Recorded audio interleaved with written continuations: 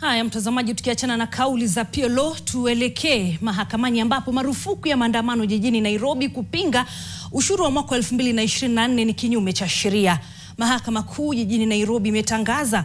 Mahakama hiyo pia imeamuru serikali kulipa fidia ya shilingi milioni 2 kwa walalamishi, kila mmoja akipokea shilingi 200,000 kama fidia kwa ukiukaji wa haki zao za kikatiba.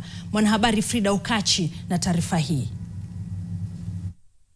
Katika uamuzi wa kihistoria kutoka kwa Mahakama Kuu, Jaji Bahati Mwamuye ametangaza kuwa marufuku ya maandamano iliyotolewa na Adamson Bungei mwaka jana wakati wa maandamano ya kupinga mswada wa fedha mwaka 2024 ilikuwa ukiukaji wa katiba, hasa haki za kukusanyika kwa amani na uhuru wa kujieleza.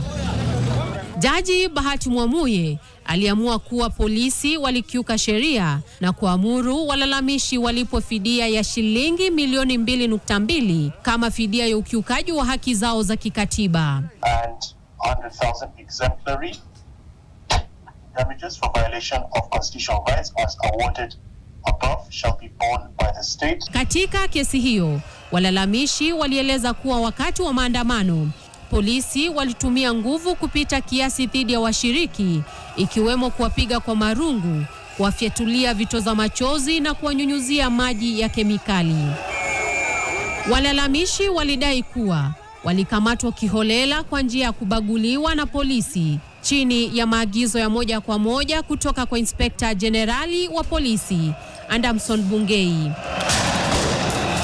Ukiukaji huo ukiainishwa chini ya kifungu cha 27, 28, 29, 33, 37, 47 na 244 cha katiba ya Kenya. Frida Okachi, NTV.